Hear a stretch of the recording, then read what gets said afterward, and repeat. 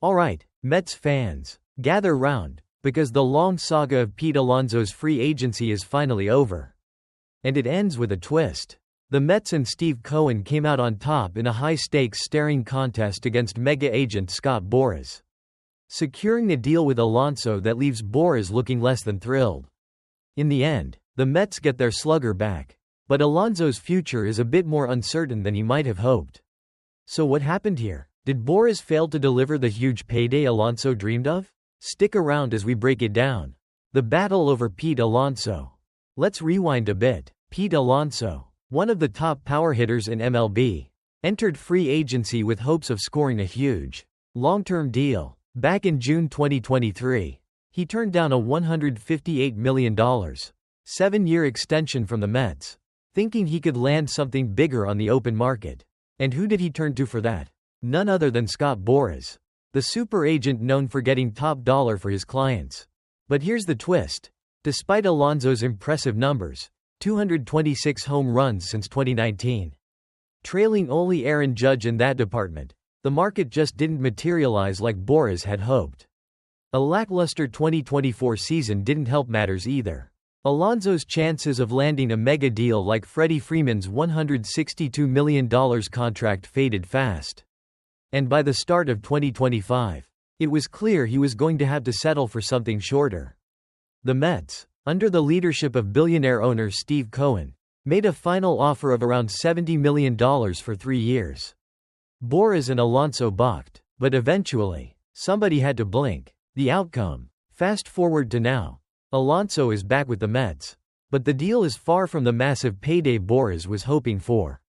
Alonso signed a 2-year, $54 million contract with an opt-out after the 2025 season.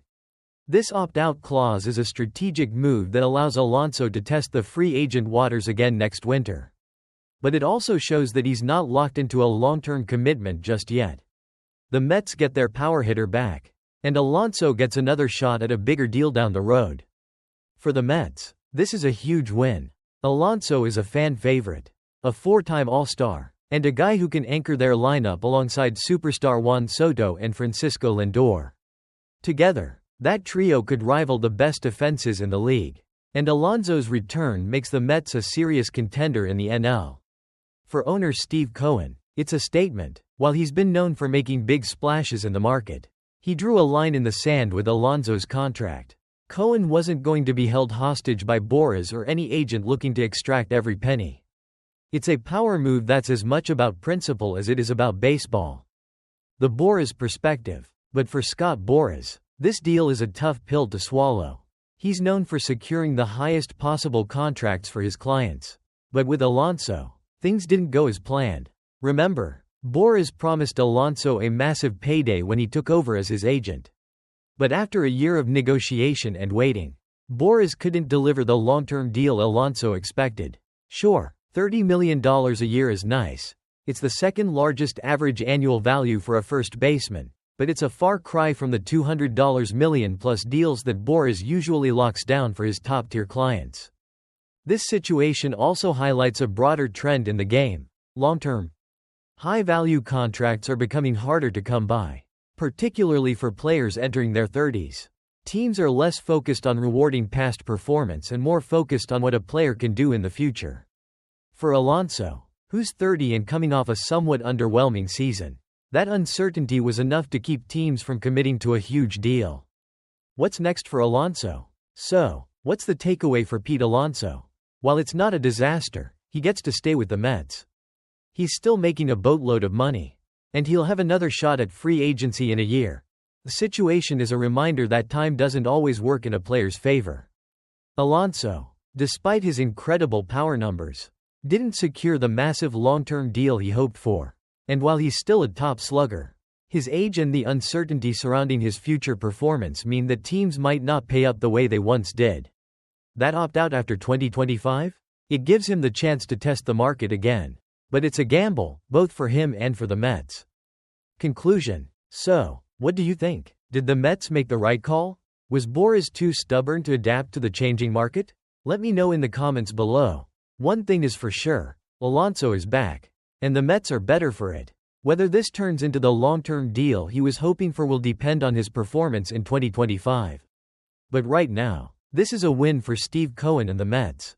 If you liked this breakdown, make sure to subscribe for more updates on the biggest stories in sports. Until next time, folks, thanks for tuning in, everyone. We'll be back soon with more updates and analysis on all things baseball. Stay safe, stay tuned, and as always, let's go Mets. Hey there, sports fans. Buckle up because we've got one of the wildest stories you'll hear this year. Ippei Mizuhara, the former interpreter for Shohei Ohtani, is going to prison for stealing nearly $17 million from the very person he was supposed to be helping. I know, it sounds like the plot of a Hollywood movie, right? Well, spoiler alert, this is real life. Mizuhara has been sentenced to 57 months in prison after a long, twisted saga of gambling addiction, fraud, and betrayal. So, what went wrong? How did Mizuhara, who was by Ohtani's side for years, end up behind bars? Stick with us, because we're diving deep into this jaw-dropping story. But before we get into it, hit that subscribe button and join us as we break down the crazy details. Trust me, you don't want to miss this. Context of the case. Alright, let's set the stage. Shohei Ohtani, one of the biggest stars in Major League Baseball, has had a loyal companion by his side for years, Ippei Mizuhara. Mizuhara wasn't just Ohtani's interpreter. He was a trusted confidant, de facto handler, and someone who had access to nearly every part of Ohtani's life. But, just like the best plot twists in sports drama, everything came crashing down after an investigation revealed Mizuhara's shocking betrayal. The man who was supposed to help manage Ohtani's career and finances ended up stealing millions from him. Mizuhara was sentenced to 57 months in prison for his actions. And the worst part? This wasn't some one-time mistake. It was a long-running scheme that cost Ohtani close to $17 million. So, how did this all go down? The theft and fraud. Let's get into the nitty-gritty. Between 2021 and 2024, Mizuhara made a whopping 19.000 illegal wagers with a bookie. Yep, you heard that right, 19.000 bets. Talk about being deep in the hole. Mizuhara's gambling losses, totaling a net $40.6 million, weren't something he could easily cover. So he decided to dip into Ohtani's bank account, the very one that received the MLB star's hefty paycheck. Using his position as Ohtani's interpreter and close associate, Mizuhara was able to access funds from that account, transferring money to cover his own gambling debts. But it wasn't just about money. Mizuhara went to great lengths to cover his tracks, even impersonating Ohtani on the phone when he needed to make big transfers to his bookie. This man was so deep into his addiction, he put everything on the line, including his career and friendship with Ohtani. How the truth came to light. Things started unraveling in March 2024. Just before the MLB season opener, federal authorities got a hold of wire payments linking Ohtani's name to Mizuhara's bookie. Mizuhara, in an attempt to cover his tracks, tried to spin a story that Ohtani was actually covering his gambling losses. Yikes. But here's where it all goes sideways. Ohtani, who speaks a bit of English, caught wind of the situation when Mizuhara addressed the Dodgers clubhouse, trying to explain away the money transfers. Ohtani wasn't buying it. And within hours, his camp publicly distanced themselves from Mizuhara's story, leaving him in the dust. The Dodgers immediately fired Mizuhara, and the investigation began in full force. This wasn't just a little mishap, it was a full-blown criminal case. The fallout and investigation. As the investigation progressed, things only got worse for Mizuhara. Federal law enforcement and MLB's own officials started digging into the details. And soon it became clear that this wasn't just a gambling problem, this was an elaborate scheme involving bank fraud, wire fraud, and theft. Mizuhara was formally charged with bank fraud and tax fraud in April 2024. And his criminal complaint laid bare the extent of his wrongdoing.